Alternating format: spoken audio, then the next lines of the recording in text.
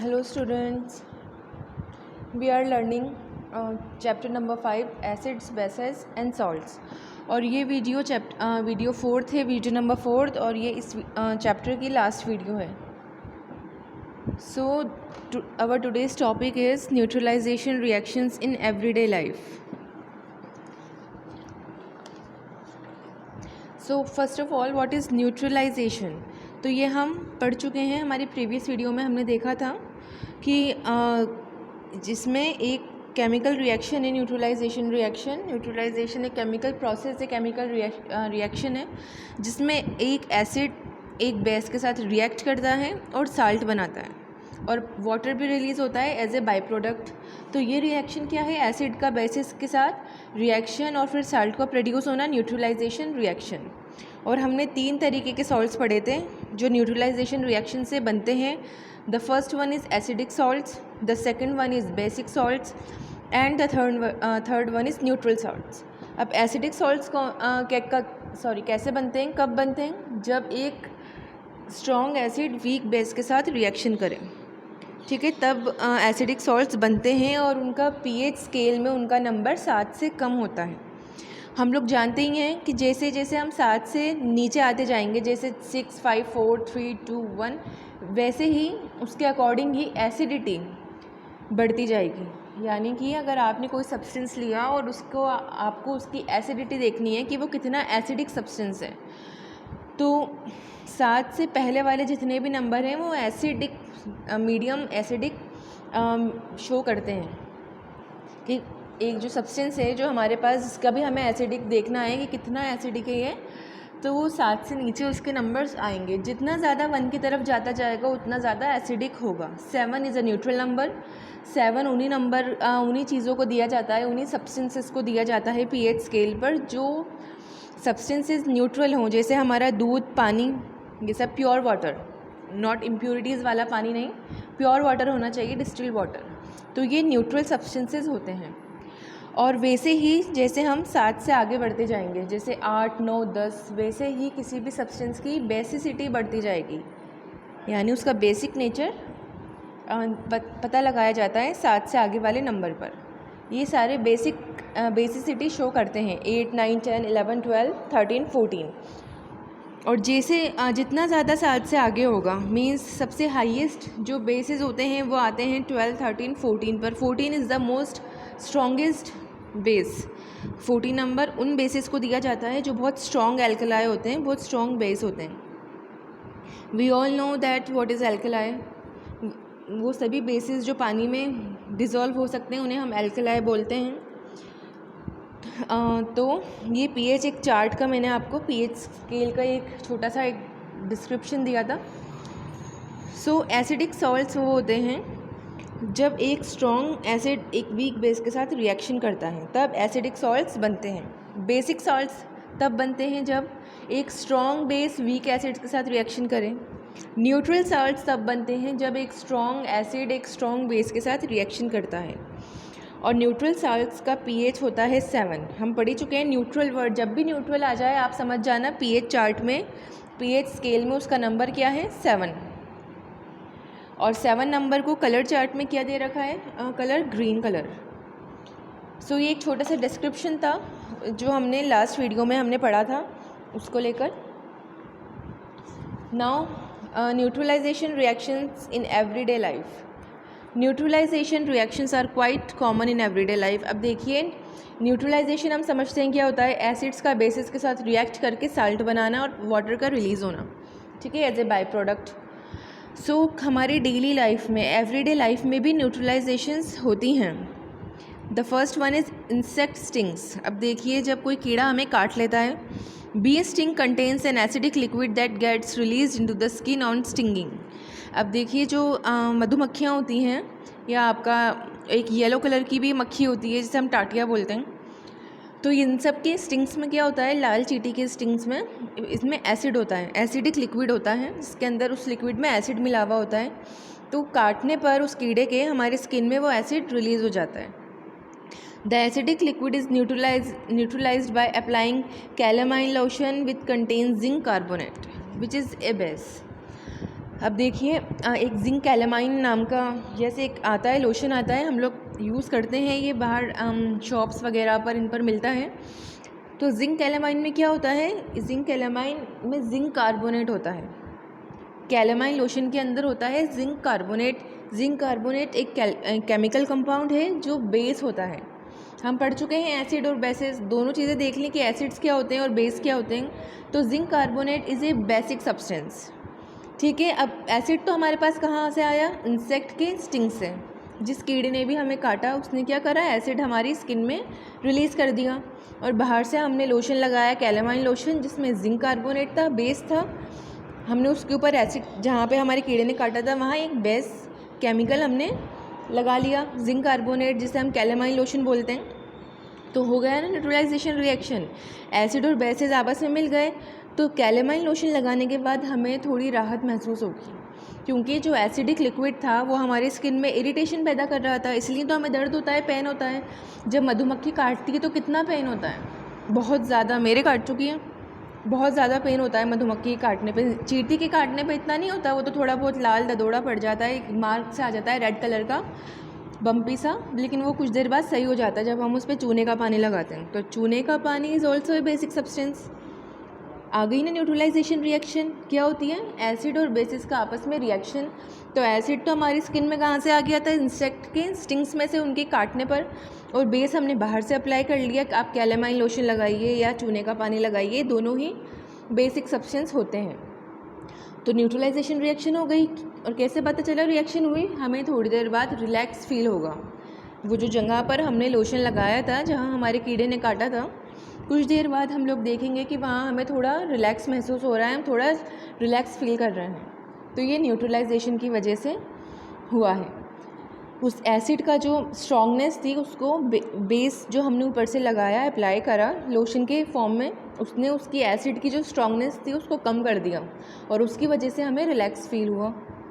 Now soil treatment. When the soil becomes too acidic for plants to grow properly, basic substances such as quicklime, calcium oxide, slaked lime, calcium hydroxide और chalk, calcium carbonate is added to neutralise the soil. अब देखिए, जब हमारी जो गांव के इलाके होते हैं, एग्रीकल्चरल फील्ड्स होती हैं, वहाँ की मिट्टी जब एसिडिक हो जाती है मिट्टी एसिडिक, ठीक है, उसमें एसिड्स की क्वांटिटी ज़्यादा हो जाती है, जिसकी वजह से वहाँ पे कोई प्लांट क्या है प्रॉपरली ग्रो नहीं कर रहा। तो हम लोग क्या करते हैं, ऊपर से उसके ऊपर बेसिक सब्सटेंसेस डाल देते हैं। और क्या होते हैं वो basic substance, such as quicklime, calcium oxide, ये जो वाइट कलर का आपको यहाँ पाउडर दिख रहा है, इट इज़ ए क्विकलाइम, ठीक है, कैल्शियम ऑक्साइड। एक है स्लैक्ड लाइम, कैल्शियम हाइड्रोक्साइड, और दूसरी है चॉक। जो हमारी चॉक होती हैं वो कैल्शियम कार्बोनेट की बनी होती है। तो ये तीनों ही चीज़ें बेसिक चीज़ें होती हैं। तो जब हम सॉइल के अंदर इसको डालते हैं और थोड़ा बहुत हाथ से या किसी भी प्लगर से उसको मिक्सअप कर देते हैं, तो क्या होता है, जब सॉइल का एसिड होता है वो इस बेस के साथ रिएक्ट कर जाएगा और सॉइल न्यूट्रल हो जाएगी, ठीक है। Is added to neutralise the soil. Neutral soil is best for growing healthy crops. अब जो न्यूट्रल सॉइल होती है वो काफ़ी बेस्ट रहती है एक हेल्दी क्रॉप्स के लिए, ठीक है। अगर आपको अपनी क्रॉप्स को अच्छे से उसको उगाना है, ग्रो कराना है प्रॉपरली, तो ज़रूरी है कि हम सॉइल की एसिडिटी पहले चेक करें। अगर एसिडिक है तो we can use these 3 basis.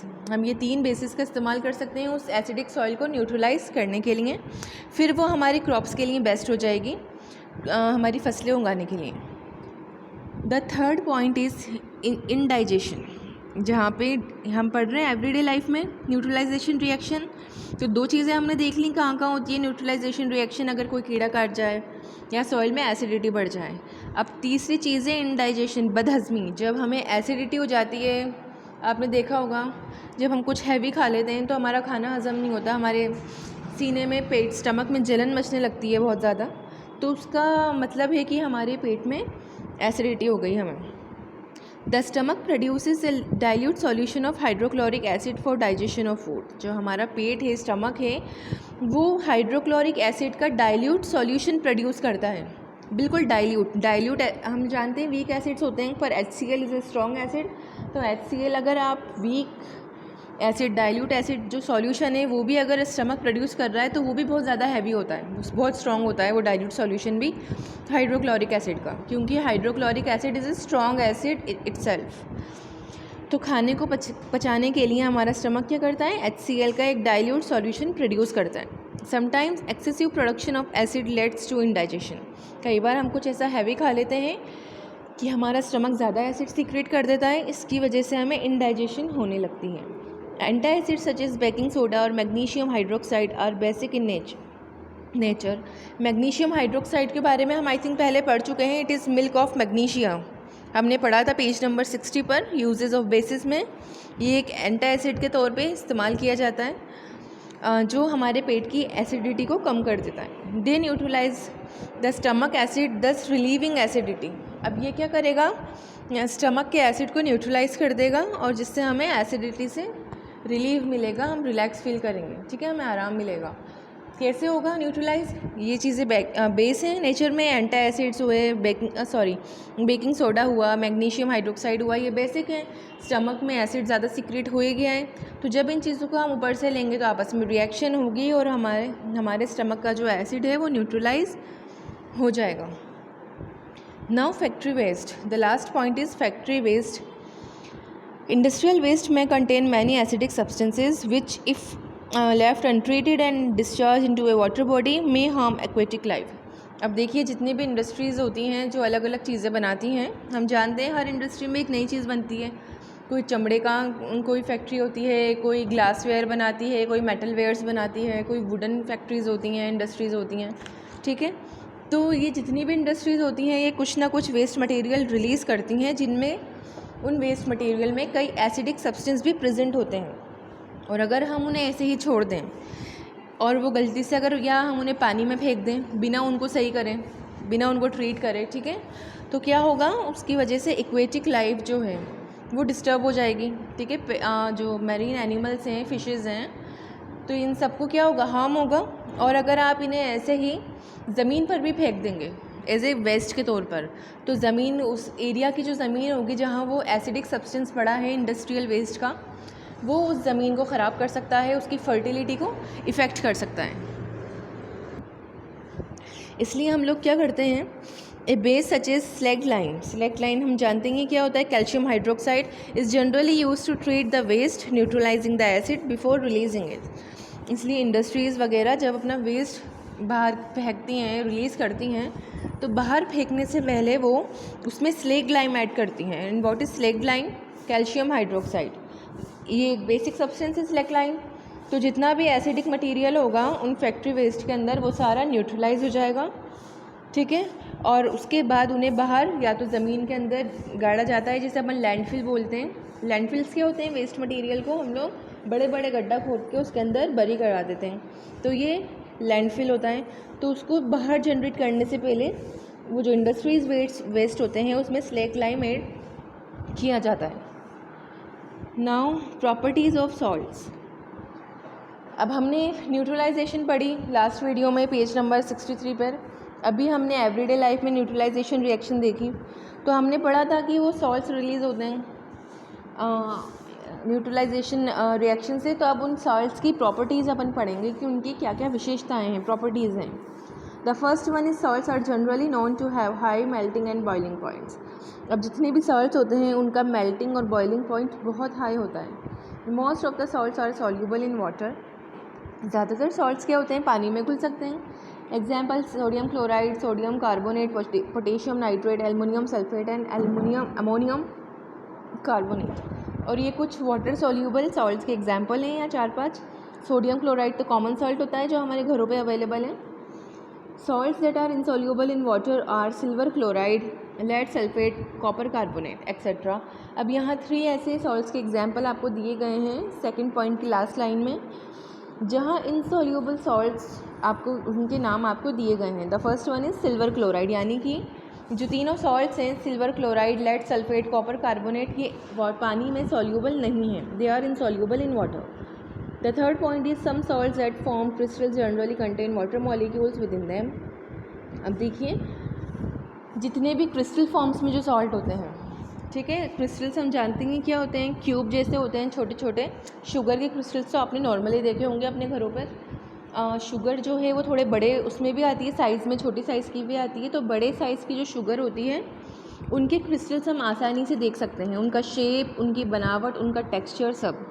तो साल्ट्स भी क्रिस्टल फॉर्म में आते हैं। तो जितने भी साल्ट्स क्रिस्टल फॉर्म्स में आते हैं उनके अंदर वाटर मॉलिक्यूल्स प्रेजेंट होते हैं। This water is called water of crystallisation.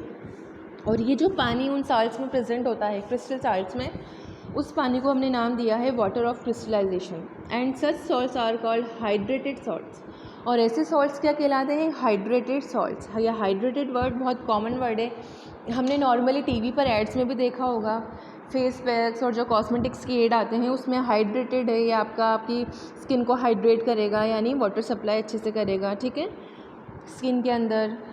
तो हाइड्रेटेड का मतलब होता है अगर किसी भी चीज़, किसी भी नाम के आगे हाइड्रेटेड आ जाए तो उसका आप सिंपली मतलब ये है कि उस चीज़ में पानी प्रेजेंट है, वाटर मॉलिक्यूल्स प्रेजेंट है। For example, hydrated copper sulphate contains 5 water molecules पर कॉपर सल्फेट मॉलिक्यूल। अब देखिए, मैं आपको मॉलिक्यूल अच्छे से समझा चुकी हूँ कि मॉलिक्यूल्स क्या होते हैं। 2 एटम या 2 से ज़्यादा एटम से मिलकर बनने वाला एक सब्सटेंस क्या कहलाता है, मॉलिक्यूल कहलाता है। अगर 2 एटम आपस में कंबाइन हो जाएं या 2 से ज़्यादा, अब वो एटम जो हैं वो सेम भी हो सकते हैं, जैसे गोल्ड के, सिर्फ गोल्ड के, या अलग अलग भी हो सकते हैं, जैसे नीचे आपको दे रखा है। अलग अलग होंगे तो वो कंपाउंड कहलाएगा। अगर अलग अलग एटम्स मिलकर एक मॉलिक्यूल बना रहे हैं तो वो कंपाउंड है। और हम ये 4th चैप्टर में बहुत अच्छे से पढ़ चुके हैं, कंपाउंड्स की लिस्ट भी देख चुके हैं, मैं आपको कॉपी में भी बनवा चुकी हूँ, ठीक है। तो यहाँ जो आया है कॉपर सल्फेट, ये एक क्या है, कंपाउंड है जिसके अंदर कॉपर है, सल्फ़र है और ऑक्सीजन है, ठीक है। और इसके अंदर क्या है, इसके एक मॉलिक्यूल के अंदर 5 मॉलिक्यूल, वाटर मॉलिक्यूल प्रेजेंट होते हैं। पर सल्फेट मॉलिक्यूल है, पर का मतलब होता है हर कॉपर सल्फेट के मॉलिक्यूल के अंदर 5 मॉलिक्यूल पानी के भी होंगे। देखिए यहाँ पे 2 मॉलिक्यूल साइड हैं, एक कॉपर सल्फेट का है और एक वाटर का है। आपस में 2 मॉलिक्यूल्स भी मिलकर एक कंपाउंड बना सकते हैं। तो ये दोनों मॉलिक्यूल मिलकर एक कंपाउंड बना रहे हैं। पानी का मॉलिक्यूल, 5 तो पानी के मॉलिक्यूल हैं इसमें पूरे कंपाउंड में, और ये क्या है, CuSO4, कॉपर सल्फेट।